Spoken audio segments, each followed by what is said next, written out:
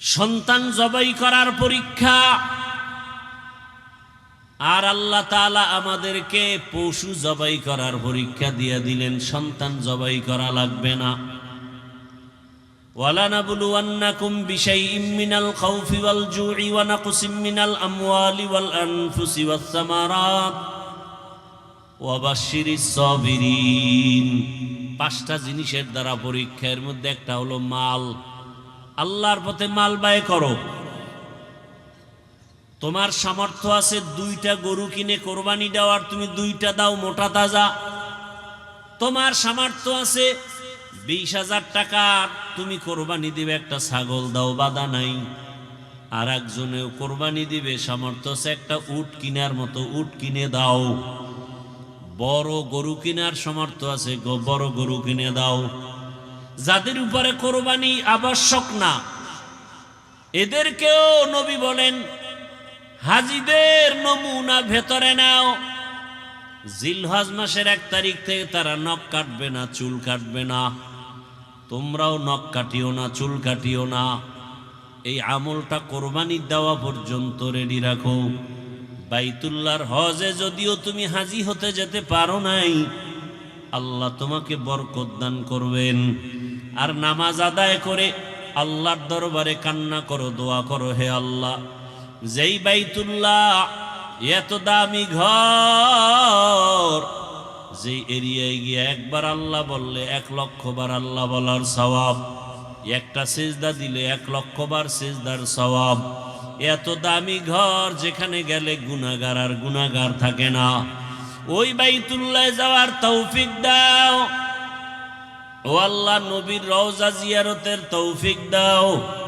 যেতে না পারলে অন্তত আল্লাহ নবীর আদর্শওয়ালা বানায় দাও। বাইতুল্লাহ যারা গেছে তাদের নমুনা অর্জনের ব্যবস্থা করে দাও। ইব্রাহিম আলাইহিস সালামকে দিয়া শেষ বয়সে পয়গম্বর ইব্রাহিম দোয়া করে একটা সন্তান পাইলেন, ছেলে সন্তান। হাজেরা আলাইহিস সালাম থেকে ইসমাইল। এই ইসমাইলকে নিয়ে বাইতুল্লাহর পার্শ্বে কোনো চিহ্ন নাই। নূহ নবীর প্লাবনে বাইতুল্লাহ নিশ্চিহ্ন হয়ে গেছে। এই জায়গায় জঙ্গল, একটা পশু পাখি নাই, কারণ সূর্যের আলো নাই, পানি নাই, খাদ্য নাই। ওখানে মা হাজেরা ইসমাইলের নিয়ে আল্লাহর নির্দেশে ইব্রাহিম নবী রাখলেন। ইসমাইল নবীর যখন 14 বছর বয়স, কম বেশি মাআল ইখতিলাফ, আল্লাহ কোরবানি করার হুকুম দিলে। এর মাঝখানে বহু ঘটনা। বাইতুল্লাহ ইব্রাহিম নবী নতুন করে নির্মাণ করলেন। এই বাইতুল্লাহ 13 বার নতুন করে নির্মাণ করা হয়েছে। কতবার? 13 বার। নবীজি বলেন, আমি মেরাজের রাত্রে গেলাম, প্রত্যেক আসমানে 2টা দরওয়াজা, দরওয়াজার মধ্যে নূরের তৈরি তালা লাগানো। আমি জিব্রাইল সহ সেখানে গেলাম, ঢুকলাম তালা খুলিয়া। এভাবে যাইতে যাইতে 7 আসমান দেখলাম। ওই পৃথিবী নামক মধ্যখান জায়গা, যেখানে মাটির চামড়া দিয়ে আদমকে বানালেন, ওই বরাবর 7 আসমানের উপর একটা কাবা আছে। ওটারও ফেরেশতাদের কাবা, নূরের তৈরি বাইতুল মামুর। মুহূর্তে মুহূর্তে 70,000 ফেরেশতারা তাওয়াফ করে। একবার যারা সুযোগ পাবে কিয়ামতের আগে আর তাদের সিরিয়াল আসবে না। কি পরিমাণ ফেরেশতা আল্লাহ বানায় রাখছেন। ফেরেশতারা বললেন, হে মালিক, আমরা যে তাওয়াফ করি বাইতুল মামুরের, এই তাওয়াফের বরকতে আমাদের মাফ করে দাও। কথা বুঝতেছেন আমার? না খারাপ লাগতেছে আপনাদের? আল্লাহ বললেন, তোমরা গুনাহ চিনো না, গুনাহ বুঝো না, এরপরেও ধারণার অপরাধে যদি তাওয়াফকে ওসিলা বানায় ক্ষমা চাও, তাহলে আমি যাদেরকে শ্রেষ্ঠ মর্যাদা দিয়া বানাবো, ওরা দুনিয়ায় গিয়া গুনাহ করবে, হাতের গুনাহ, চোখের গুনাহ, জবানের গুনাহ, তাদের জন্য তো একটা ক্ষমার ব্যবস্থা করা দরকার। ও জিবরাইল যাও, ওই চামড়া যেখান থেকে আনছো, আজরাইল আনছে, ওখানে গিয়ে একটা ঘর বানাও বাইতুল্লাহ। আর সাক্ষী থাকো আমার ওই বাইতুল্লাহ যারা তাওয়াফ করে ক্ষমা চাইবে, আমি তার জীবনের সব গুনাহ মাফ করে দিব। আতিনা ফি দারে দুনিয়া না হাসান, আতিনা ফি দারে উকবা না হাসান, ইয়া গিয়াসাল মুস্তাগীসিন ইহদিনা লিফতিখারা বিল উলুমে ওয়াল গিনা। হর গোরি দেনে को तू तैयार है, जो न मांगे उससे तू बेजार है। মানুষের গুনাহ ক্ষমা করানোর জন্য আল্লাহ বানাইলেন বাইতুল্লাহ ঘর। দুনিয়ার মধ্যখান জায়গা বাক্কা নগরীতে আল্লাহ ঘরটা বানায়া ওয়াদা করে দিলে এই ঘর তাওয়াফ করলেই তার গুনাহ মাফ হবে। এটা কেমন বরকতের ঘর, তাকায়া দেখবে তাতেও আমলনামায় সওয়াব। ইন্না আউওয়ালা বাইতি মুজিআ লিন-নাসি লাল্লাযী বিবাক্কাতা মুবারাকান ওয়া হুদা, মুবারাকান ওয়া হুদাল লিল আলামিন।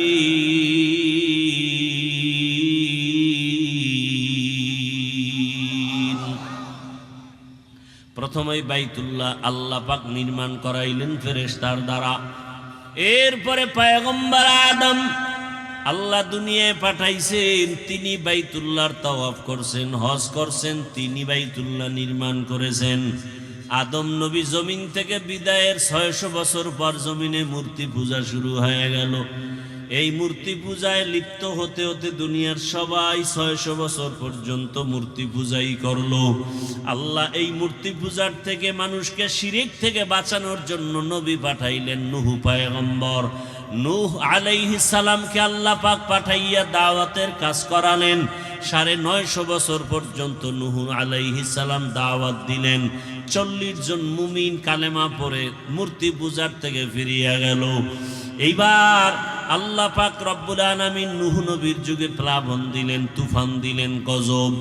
এক তুফানে সব ধ্বংস হয়ে গেল, কাবাটাও নিশ্চিহ্ন হয়ে গেল। নূহ নবীর 3 সন্তান সাম, হাম, ইয়াফাস, এই 3 জনের দ্বারা পুরো দুনিয়া আবার নতুন করে সাজানো হলো। তারা একটা শহর বানাইলেন, ইরাকের অন্তর্গত শহরের নাম শহরে বাবেল। ওই শহরে এক সময় এক বেঈমানের আবির্ভাব হলো নমরুদ। নমরুদ বাবেল শহরের ক্ষমতা নিয়ে জুলুম অত্যাচার শুরু করলো। সেই জুলুমকে বন্ধ করার জন্য আল্লাহ আরেকজন নবী পাঠাইলেন, ইব্রাহিম আলাইহিস সালাম, যার কাছে নেশাব পরিমাণ সম্পদ আছে। সে বাইতুল্লাহ হজে যাবে, যতদিন যাবে না ততদিন হজ না করার গুনাহগার হবে। ফ্যামিলির লোকজনকে হজের সফরে তাদের প্রয়োজন মিটায় যদি আপনি আসা যাওয়ার ভাড়া থাকে, হজের খরচ থাকে, আপনার উপরে হজ ফরজ।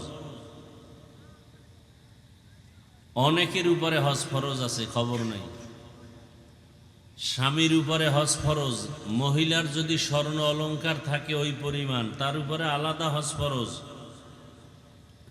ছেলের নামে জায়গা লিখে দিছেন, বাড়ি লিখে দিছেন, সামর্থ্যবান হলে ওই পরিমাণ টাকার মালিক হলে ছেলের জন্য আলাদা হজ ফরজ। যতদিন হজে যাবে না ততদিন হজ আদায় না করার ফরজ তরকের গুনাহ হয়ে যাবে। আল্লাহ আমাদের প্রত্যেককেই বাইতুল্লাহর জিয়ারত কবুল করেন, রসুলের রওজা জিয়ারতের জন্য কবুল করেন। তাহলে দুনিয়াতে যাহা কিছু আল্লাহ সৃষ্টি করেছেন সব মানুষের গোলামি করার জন্য। মনে থাকলে বলেন তো, মানুষকে আল্লাহ সৃষ্টি করছেন কেন? বিড়ি টানার জন্য, আলেমের বিরোধিতা করার জন্য। আমাদের সমাজে আলেমদের বিরুদ্ধে ফেসবুকে লেখে আছে না নাই? এরা সবগুলো নিকৃষ্ট বেয়াদব, মা বাবার অভিশপ্ত সন্তান। চূড়ান্ত বেয়াদব না হলে, মা বাবার অভিশাপ কপালে না থাকলে আলেমের পিছনে লাগতে পারে না। যে আলেম না, সে কোনোদিন আলেমের বিরুদ্ধে কথা বলার অধিকার নাই। আলেমের পেছনে আলেমরাই সমাধানের জন্য কাজ করবেন, অন্য কেউ না। আল্লাহ বুঝার তৌফিক দান করেন। তো আল্লাহ আমাদেরকে সৃষ্টি করবেন বা করেছেন কি জন্য? তার ইবাদতের জন্য। শুধু এতটুকু না, এই সিদ্ধান্তটা কার মুখে? সারাদিন বিড়ি টানলে আসবে কিভাবে? সারাদিন যেই জবানে গালি দেন, গীবত করেন, কিভাবে আসবে সুবহানাল্লাহ, আল্লাহর নাম? মানুষ ইবাদত করবে কার?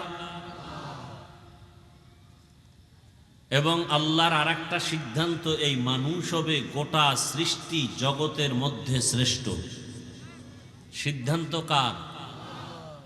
আরো আস্তে করে বলেন। আল্লাহর নামটা জবানে নিলে সমস্যা? মোহাব্বত করে আল্লাহর নাম নিতে যদি না পারেন, আপনার কপাল তো বড় খারাপ। ওয়াজে আসছেন, ওয়াজে আসাটা এটা বড় সফলতা না।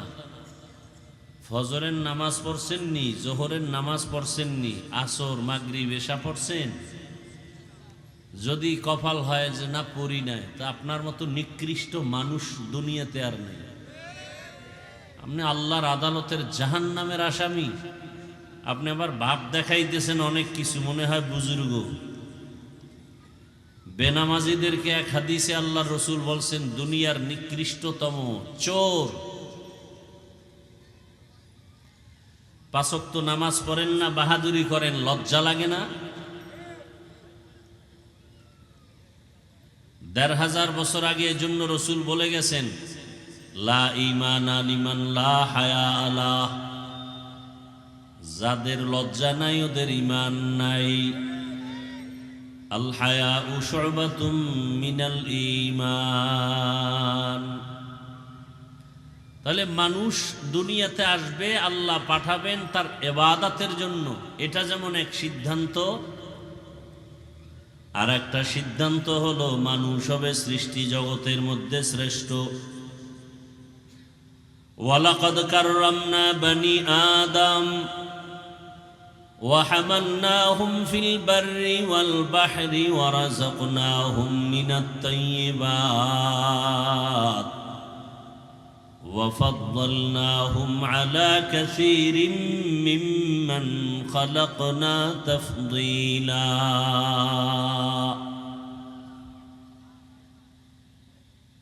আল্লাহ তাআলা স্থায়ী সিদ্ধান্ত করে ফেলেছেন, জমিনের মধ্যে মানুষ ইবাদতের জন্য আসবে। এবং এটাও আল্লাহর ফাইনাল সিদ্ধান্ত, মানুষ হবে সৃষ্টি জগতের ভেতরে শ্রেষ্ঠ। আল্লাহ তাআলা বলেন, বনি আদমকে আমি সৃষ্টির শ্রেষ্ঠ মর্যাদা দান করেছি। বনি আদম, দুনিয়াতে চলার জন্য আমি জমিনে রাস্তা করেছি, পানির মধ্যেও রাস্তার আয়োজন করে দিলাম। আমি আল্লাহ গর্তের পিপিলিকার খানাও দেই। আমি আল্লাহ উড়ন্ত পাখির খানার ব্যবস্থাও করি। সমুদ্রের ভেতরে 1000 ধরনের মাছ, এগুলোর খানার ব্যবস্থাও আমার আল্লাহ করেন। জঙ্গলের 1000 প্রাণীর খানা একমাত্র আমার আল্লাহ ব্যবস্থা করেন। তবে মানুষের খানাও আল্লাহ দেন। অন্য প্রাণীর চেয়ে মানুষের খানা বেশি ভালো, বেশি পিওর, বেশি পবিত্র, বেশি মজাদার।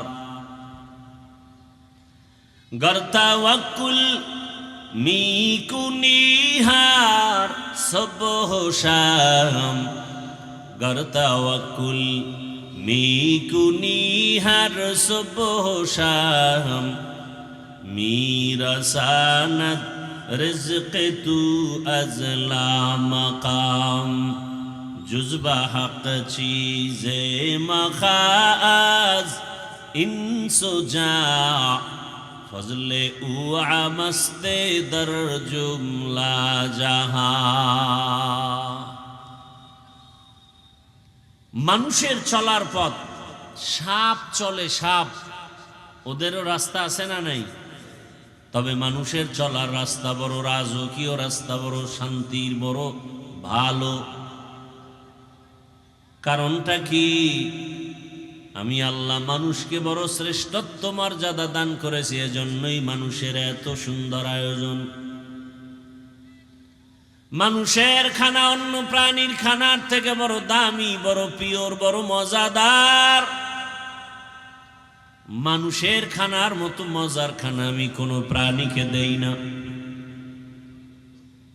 জমিনে চলার মতো রাস্তা করে দিলাম, পানির মধ্যে চলার ব্যবস্থা করে দিলাম। আমি আল্লাহ মানুষের সম্মান আর মর্যাদা টাকার কারণে দেই নাই, খানার কারণে না, বরং আমি মানুষের মর্যাদা দিলাম এরা আমি আল্লাহর ইবাদত করবে, গুনাহ থেকে নিজেকে বাঁচায় রাখবে। قال النبي صلى الله عليه وآله وسلم اتق المحارم تكن أعبد الناس। আল্লাহর নিষিদ্ধ জিনিস থেকে নিজেকে বাঁচাও,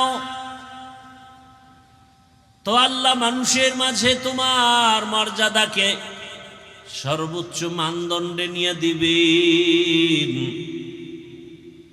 আল্লাহ তাআলা ইবাদত করার জন্য দুনিয়াতে মানুষ বানাবেন, এটা সিদ্ধান্ত হয়ে গেল।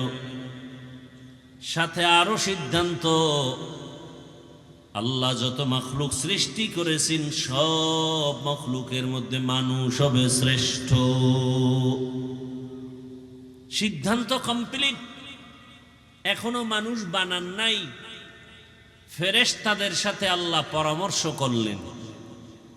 إذ قال ربك للملائكة إني جاعل في الأرض خليفة।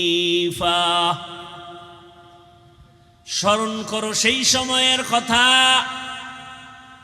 যেই সময় দামায়ে রব্বুল আলামিন ফেরেশতাদের সাথে মশওয়ারা করে বললেন, ও ফেরেশতা, আমি জমিনের মধ্যে খলিফা বানায় পাঠাবো, প্রতিনিধি পাঠাবো। খলিফা চিনেননি? জামা কাপড় সেলাই করে এরা খলিফা? হ্যাঁ, যদি খলিফা বলতে এদেরকে নেওয়া হয়, এটা সঠিক ব্যাখ্যা না অপব্যাখ্যা? আবার যদি কেউ তর্জমা করে খলিফা মানি রাষ্ট্র ক্ষমতার মালিক, এটাও অপব্যাখ্যা। আল্লাহর প্রতিনিধি সব নবী রসুলগণ, আল্লাহর দ্বীনের কাজ, দ্বীনের দাওয়াত মানুষের কাছে পৌঁছাইয়া দেওয়া, এটা আল্লাহর খলিফা যারা তাদের কাজ। আর দ্বীনের দাওয়াত পৌঁছানো সেটা রাষ্ট্রীয় ক্ষমতার মাধ্যমেও হতে পারে, দাওয়াত ও তাবলীগের মাধ্যমে হতে পারে, বয়ানের মাধ্যমে, দর্স তাদরিসের মাধ্যমে হতে পারে, তাসকিয়ায়ে নফসের মাধ্যমে হতে পারে।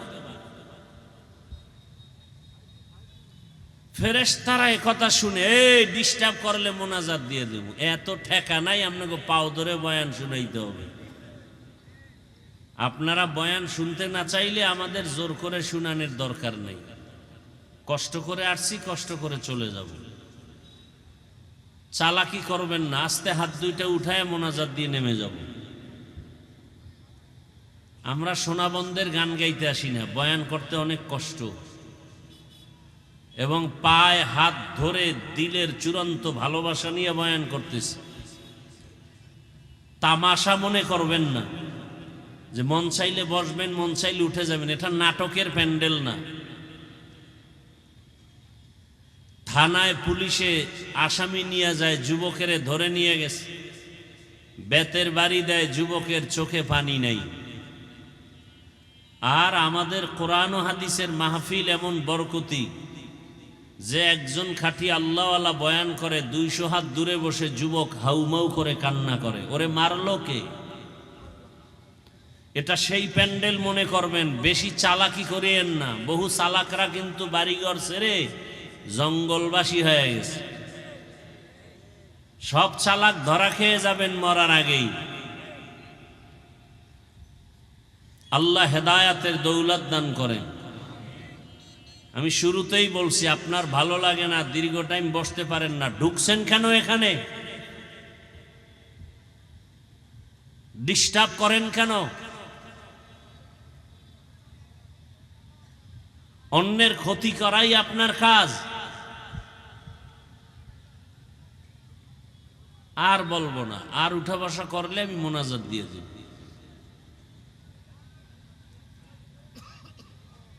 তামাশা মনে করে, মস্কারি মনে করে। আসলে বিষয়টা কি জানেন? হেদায়েতের মালিক কে? এই ঝামেলাটা এখানে। নবীজি কলিজা দিয়া চায় আবু জাহাল কালেমা পড়ুক, আসমান থেকে ফয়সালা বেঈমান কালেমা পড়বে না। তো যার ফয়সালা কপালে হেদায়েত নাই, ও রসুলের বয়ানও কালেমা পড়ে না। আর যার কপালে হেদায়েত আছে, সে রসুলকে জবাই করতে গিয়াও তরবারি ফালাইয়া কালেমা পড়ে। নাম কি? নাম কি? ওয়াজে আসছেন খুব বাপ, সুবহানাল্লাহ বললে সম্মান নষ্ট হবে, জোরে আওয়াজ দিলে সম্মান কমে যাবে না? আল্লাহ সবাইকে কবুল করেন। তো কপাল যদি পুড়ে যায়, নবীজির বয়ানেও সে হেদায়াত পায় না, তো আমরা তো মানুষই না।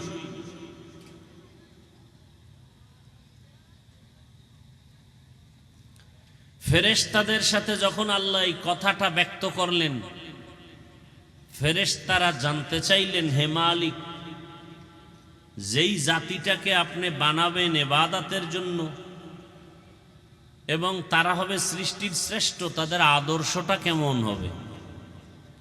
আল্লাহ ভিন্ন জায়গায় বলে দিলেন, ওয়াশ-শামসি ওয়া দুহাহা ওয়াল কমারি ইযা তালাহা ওয়ান নাহারি ইযা জাল্লাহা ওয়াল লাইলি ইযা ইয়াগশাহা ওয়াস সামাই ওয়া মা বানাহা ওয়াল আরদি ওয়া মা তাহাহা ওয়া নাফসিন ওয়া মা সাওয়াহা ফাআলহামাহা ফুজুরাহা ওয়া তাকওয়াহা। দর কিয়ামত এই জমিদার নে কুবত কে জেনা দি দাগাওয়াহি হাদেহা। অনেকগুলো জিনিসের শপথ করে আল্লাহ বলেন, যেই জাতিকে আমি বানাবো ইবাদতের জন্য, এরা হবে সৃষ্টি জগতের ভিতরে শ্রেষ্ঠ, তবে এদের আদর্শ হবে, এরা চাইলে গুনাহও করতে পারবে, চাইলে নেক আমলও করতে পারবে।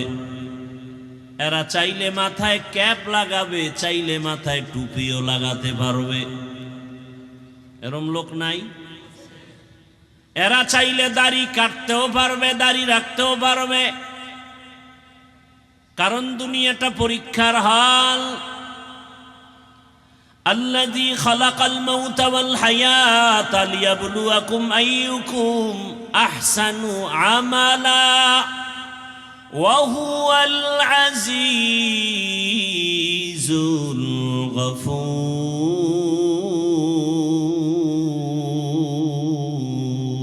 الغفور بخا قرآن كلام বসনো কদিমাস্তি কদিমাস্তি নইনো। আল্লাহ বলেন, আমি মানুষ বানাবার কারণ পরীক্ষা নিব। পরীক্ষা কিসের পরীক্ষা নিবেন? বলে আমলের পরীক্ষা নেওয়া হবে। আমল কে কত বেশি আমল করবে এটা দেখবো। কয় না না না, বরং কে কত ভালো আমল করে আমি আল্লাহ এটাই দেখব। এর নামই তাকওয়া। বেশি বেশি নামাজ পড়ার নাম তাকওয়া না, বেশি বেশি জিকির করার নাম তাকওয়া না, বেশি বেশি তেলাওয়াত করার নাম তাকওয়া না, বেশি বেশি দান করার নাম তাকওয়া না, বেশি বেশি তাহাজ্জুদ পড়ার নাম তাকওয়া না, বরং গুনাহ থেকে নিজেকে বাঁচাইয়া রাখার নাম হলো তাকওয়া। हर के दारत खौफे हकदार दिल मदाम जन्नतुल मअवा देहद ओरा मकाम जुज़बा हक ची ज़े मखाज इंसुजा फजले उआ मस्ते दर जुमला जहा। বেশি আমল করার নাম তাকওয়া। এই বেশি আমল করার নাম তাকওয়া না, ভালো আমল করো এর নাম তাকওয়া। আল্লাহ দুনিয়ায় পাঠাইছেন পরীক্ষা নিবেন, আমলের পরীক্ষা নিবেন। এখন যদি কেউ বলে আমল বেশি লাগে না, আমলের দরকার নাই, বুঝা গেল ওই লোকটার অন্তরে নেফাকিতে ভরা। আল্লাহ বলেন আমলের পরীক্ষা নেওয়ার জন্য দুনিয়ায় মানুষ পাঠাইলাম, আর আপনি বয়ান করে যদি বলেন আমল লাগে না। অতি চালাকি করাটা ভালো না, চালাক ভালো, অতি চালাক ভালো না। অতি চালাকের আর এক নাম বেয়াদব।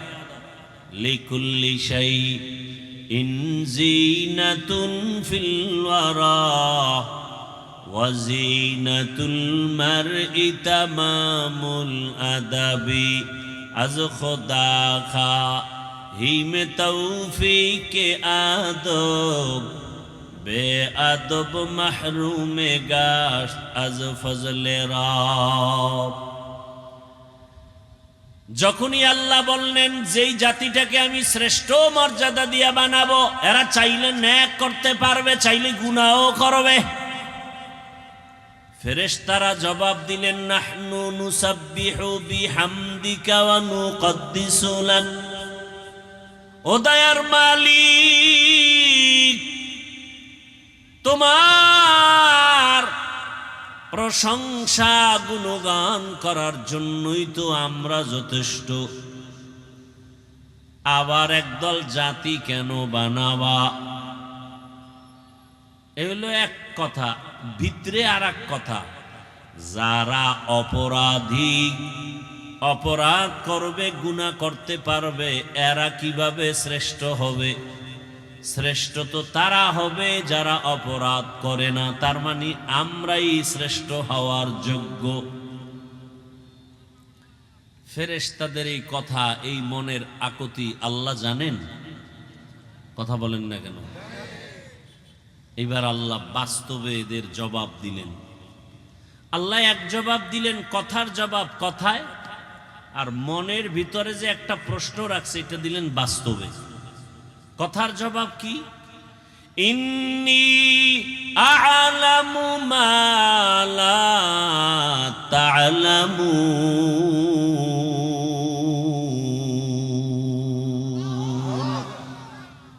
আমি আল্লাহ যাহা জানি তোমরা তা জানো না।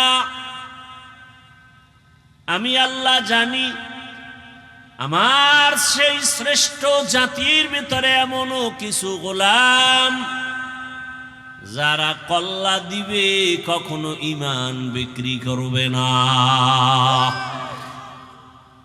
কি আপনারা কি সেই ঈমানদার?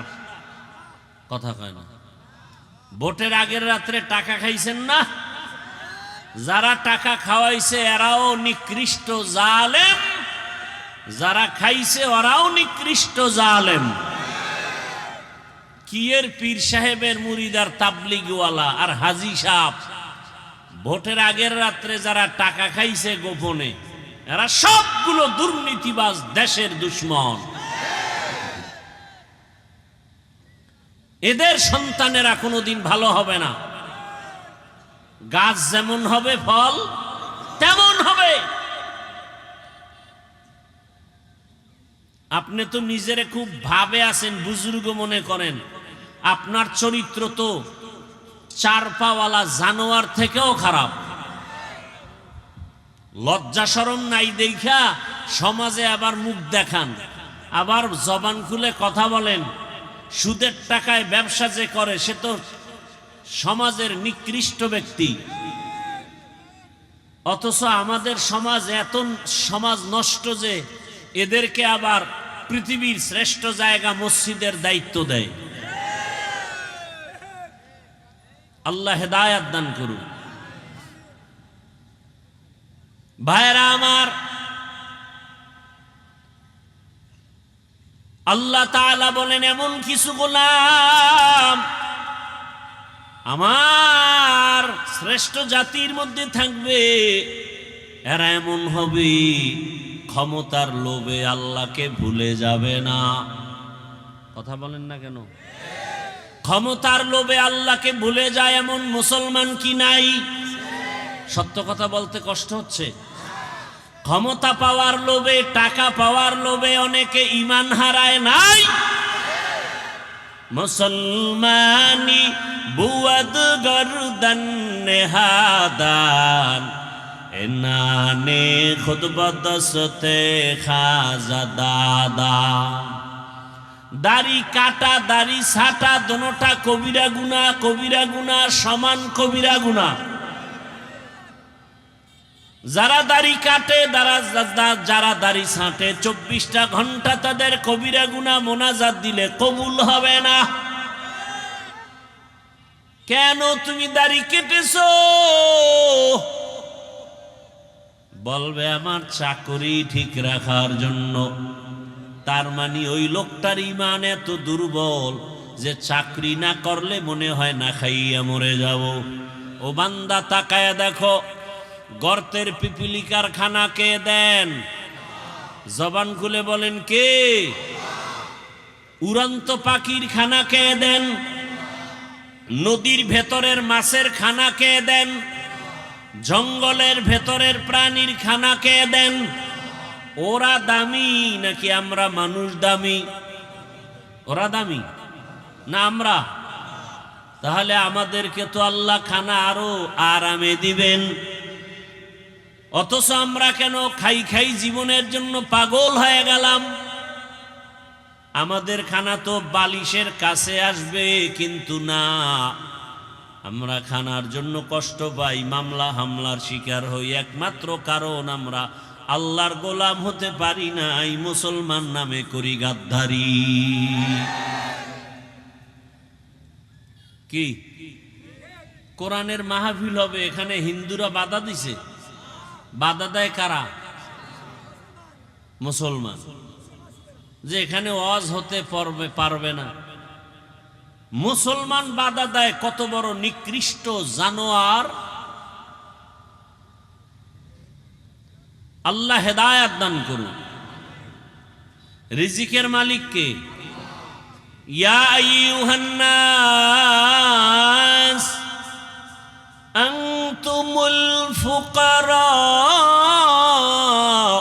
ইলাল্লাহ ওয়াল্লাহু হুয়াল গানিয়্যুল হামিদ।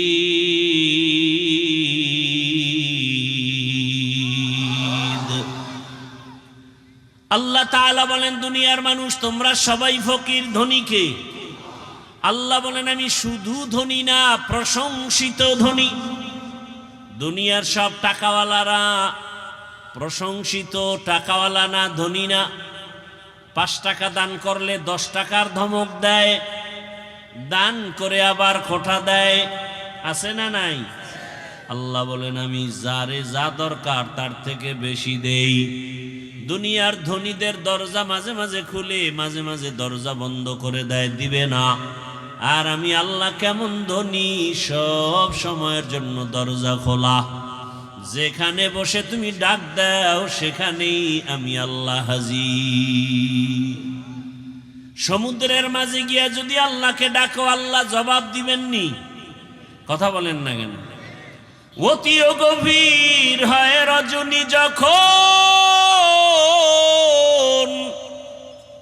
নীরবে প্রভুর নাম জপিও তখন, প্রভুর করুণা যদি পাইবারে চাও, গভীর রাতে উঠে প্রভুর গুণগান গাও।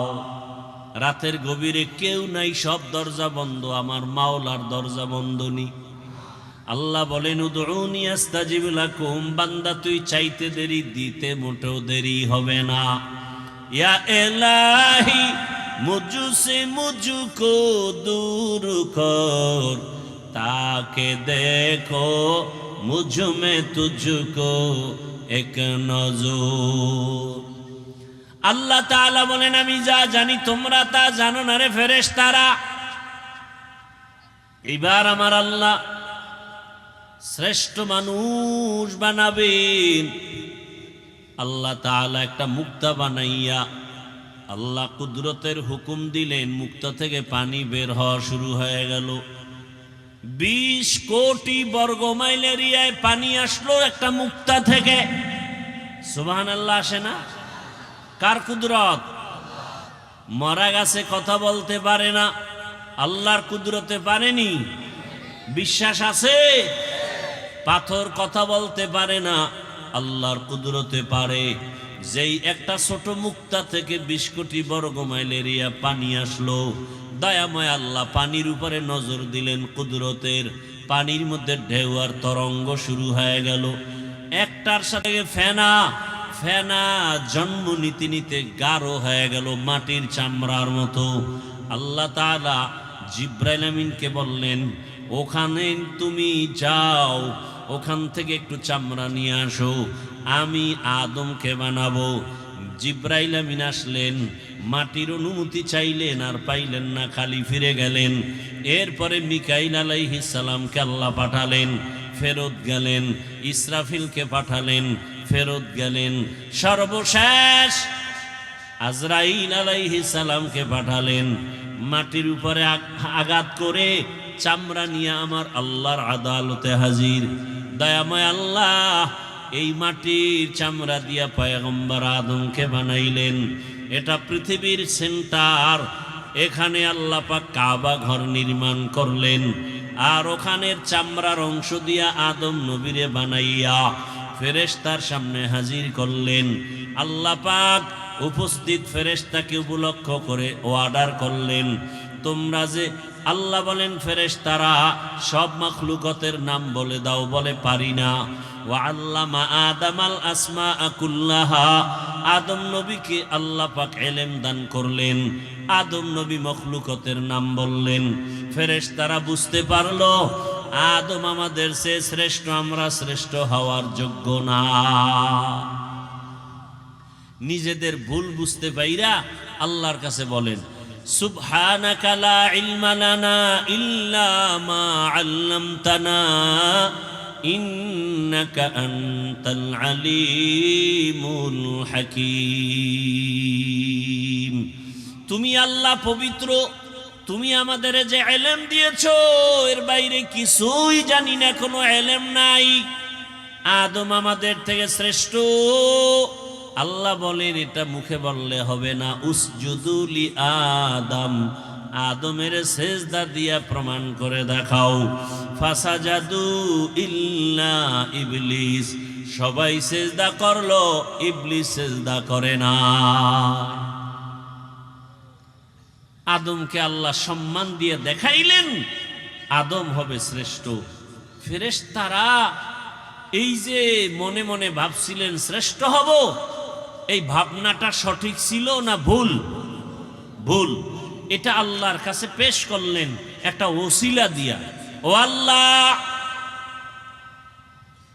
আমাদের সেই গোপন ধারণাটা ছিল ভুল, আপনার কাছে ক্ষমা চাই। ডাইরেক্ট ক্ষমা না, একটা ওসিলা পেশ করলেন। ওসিলা হলো একটা আমল, ওসিলা দিয়া দোয়া করা পয়গম্বরের সুন্নাত। ওসিলা দিয়া দোয়া করা কি সুন্নাত, ওসিলা দিয়া দোয়া করা কি সুন্নাত। কি ওসিলা? একটা আমল। সে আমলটা কি? যেখানে চামড়া দিয়া আদমকে আল্লাহ বানালেন, ওই বরাবর 7 আসমান আমরা উপরে তাকাইলে কি দেখি? কথা বলেন না কেন? 7টা দেখেন না একটা? এর উপরে আরো আছে কয়টা? 6টা। নবীজি বলেন আমি মেরাজের রাত্রে গেলাম, প্রত্যেক আসমানে 2টা দরওয়াজা, দরওয়াজার মধ্যে নূরের তৈরি তালা লাগানো। আমি জিব্রাইল সহ সেখানে গেলাম, ঢুকলাম তালা খুলিয়া। এভাবে যাইতে যাইতে 7 আসমান দেখলাম। ওই পৃথিবী নামক মধ্যখান জায়গা, যেখানে মাটির চামড়া দিয়ে আদমকে বানালেন, ওই বরাবর 7 আসমানের উপরে একটা কাবা আছে। ওটারও ফেরেশতাদের কাবা, নূরের তৈরি বাইতুল মামুর। মুহূর্তে মুহূর্তে 70,000 ফেরেশতারা তাওয়াফ করে। একবার যারা সুযোগ পাবে কিয়ামতের আগে আর তাদের সিরিয়াল আসবে না। কি পরিমাণ ফেরেশতা আল্লাহ বানায় রাখছেন। ফেরেশতারা বললেন, হে মালিক, আমরা যে তাওয়াফ করি বাইতুল মামুরের, এই তাওয়াফের বরকতে আমাদের মাফ করে দাও। কথা বুঝতেছেন আমার? না খারাপ লাগতেছে আপনাদের? আল্লাহ বললেন, তোমরা গুনাহ চিনো না, গুনাহ বুঝো না, এরপরেও ধারণার অপরাধে যদি তাওয়াফকে ওসিলা বানায় ক্ষমা চাও, তাহলে আমি যাদেরকে শ্রেষ্ঠ মর্যাদা দিয়া বানাবো, ওরা দুনিয়ায় গিয়া গুনাহ করবে, হাতের গুনাহ, চোখের গুনাহ, জবানের গুনাহ, তাদের জন্য তো একটা ক্ষমার ব্যবস্থা করা দরকার। ও জিবরাইল যাও, ওই চামড়া যেখান থেকে আনছো, আজরাইল আনছে, ওখানে গিয়ে একটা ঘর বানাও বাইতুল্লাহ। আর সাক্ষী থাকো, আমার ওই বাইতুল্লাহ যারা তাওয়াফ করে ক্ষমা চাইবে, আমি তার জীবনের সব গুনাহ মাফ করে দিব।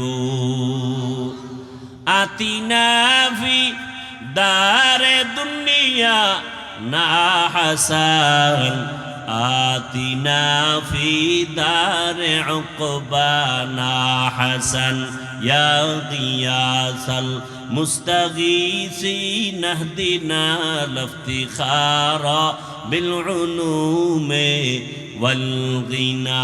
হর গোরি দেনে को तू तैयार है, जो न मांगे उससे तू बेजार है। মানুষের গুনাহ ক্ষমা করানোর জন্য আল্লাহ বানাইলেন বাইতুল্লাহ ঘর। দুনিয়ার মধ্যখান জায়গা বাক্কা নগরীতে আল্লাহ ঘরটা বানায়া ওয়াদা করে দিলে, এই ঘর তাওয়াফ করলেই তার গুনাহ মাফ হবে। এটা কেমন বরকতের ঘর, তাকায়া দেখবে, তাতেও আমল নামায় সওয়াব।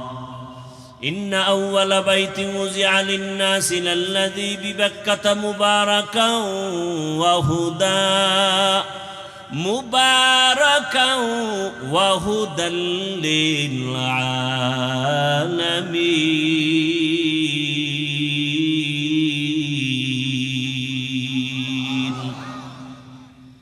প্রথমে বাইতুল্লাহ আল্লাহ পাক নির্মাণ করাইলেন ফেরেশতার দ্বারা। এরপরে পয়গম্বর আদম আল্লাহ দুনিয়ায় পাঠাইছেন, তিনি বাইতুল্লাহর তাওয়াফ করছেন, হজ করছেন, তিনি বাইতুল্লাহ নির্মাণ করেছেন। আদম নবী জমিন থেকে বিদায়ের 600 বছর পর জমিনে মূর্তি পূজা শুরু হয়ে গেল। এই মূর্তি পূজায় লিপ্ত হতে হতে দুনিয়ার সবাই 600 বছর পর্যন্ত মূর্তি পূজাই করলো। আল্লাহ এই মূর্তি পূজার থেকে মানুষকে শিরিক থেকে বাঁচানোর জন্য নবী পাঠাইলেন নূহ পয়গম্বর। নূহ আলাইহিস সালামকে আল্লাহ পাক পাঠাইয়া দাওয়াতের কাজ করালেন। 950 বছর পর্যন্ত নূহ আলাইহিস সালাম দাওয়াত দিলেন। 40 জন মুমিন কালেমা পড়ে মূর্তি পূজার থেকে ফিরিয়া গেল। এইবার আল্লাহ পাক রব্বুল আলামিন নূহ নবীর যুগে প্লাবন দিলেন, তুফান দিলেন, গজব। এক তুফানে সব ধ্বংস হয়ে গেল, কাবাটাও নিশ্চিহ্ন হয়ে গেল। নূহ নবীর 3 সন্তান সাম, হাম, ইয়াফাস, এই তিনজনের দ্বারা পুরো দুনিয়া আবার নতুন করে সাজানো হলো। তারা একটা শহর বানাইলেন, ইরাকের অন্তর্গত শহরের নাম শহরে বাবেল। ওই শহরে এক সময় এক বেঈমানের আবির্ভাব হলো নমরুদ। নমরুদ বাবেল শহরের ক্ষমতা নিয়ে জুলুম অত্যাচার শুরু করলো। সেই জুলুমকে বন্ধ করার জন্য আল্লাহ আর একজন নবী পাঠাইলেন, ইব্রাহিম আলাইহিস সালাম। ইব্রাহিম আলাইহিস সালামকে দিয়া শেষ বয়সে পয়গম্বর ইব্রাহিম দোয়া করে একটা সন্তান পাইলেন, ছেলে সন্তান। হাজেরা আলাইহিস সালাম থেকে ইসমাইল। এই ইসমাইলকে নিয়ে বাইতুল্লাহর পার্শ্বে কোনো চিহ্ন নাই। নূহ নবীর প্লাবনে বাইতুল্লাহ নিশ্চিহ্ন হয়ে গেছে। এই জায়গায় জঙ্গল, একটা পশু পাখি নাই, কারণ সূর্যের আলো নাই, পানি নাই, খাদ্য নাই। ওখানে মা হাজেরা ইসমাইলের নিয়ে আল্লাহর নির্দেশে ইব্রাহিম নবী রাখলেন। ইসমাইল নবীর যখন 14 বছর বয়স, কম বেশি মাআল ইখতিলাফ, আল্লাহ কোরবানি করার হুকুম দিলে। এর মাঝখানে বহু ঘটনা। বাইতুল্লাহ ইব্রাহিম নবী নতুন করে নির্মাণ করলেন। এই বাইতুল্লাহ 13 বার নতুন করে নির্মাণ করা হয়েছে। কতবার? 13 বার। ইব্রাহিম আলাইহিস সালামে বাইতুল্লাহকে নির্মাণ করলেন, ইসমাইল সাথে। হাজী সাহেবরা হজে যায়, যত হজের কাম আমরা করি সব ইব্রাহিম, ইসমাইল আর হাজেরার স্মৃতিচারণ করি। আল্লাহর কাছে এটাই বড় দামি। যেমন পাথর মারা ইব্রাহিম আর ইসমাইল নবীর কাজ, হাজিদের জন্য এটা করতেই হবে, না হয় হজ বাতিল হয়ে যাবে। সফা মারওয়ায় দৌড়াইলেন, ইসমাইলকে পানি দেওয়ার তালাশে আম্মাজান হাজেরা আলাইহাস সালাম। এই দৌড় হাজিদের উপরে আবশ্যক। যদি কোনো হাজি সফা মারওয়ায় দৌড়ানো বন্ধ করে, হজ বাতিল। ভাইয়েরা আমার, সন্তান জবাই করার পরীক্ষা। আর আল্লাহ তাআলা আমাদেরকে পশু জবাই করার পরীক্ষা দিয়ে দিলেন। সন্তান জবাই করা লাগবে না। ওয়ালানাবলুওয়ান্নাকুম বিশাইইম মিনাল খাউফি ওয়াল জুই ওয়া নাকসিম মিনাল আমওয়ালি ওয়াল আনফুসি ওয়াস সামারাত ওয়া বাশশিরিস সাবিরিন। 5টা জিনিসের দ্বারা পরীক্ষা। এর মধ্যে একটা হলো মাল। আল্লাহর পথে মাল ব্যয় করো। তোমার সামর্থ্য আছে 2টা গরু কিনে কোরবানি দেওয়ার, তুমি 2টা দাও মোটা তাজা। তোমার সামর্থ্য আছে 20,000 টাকা, তুমি কোরবানি দিবে, একটা ছাগল দাও, বাধা নাই।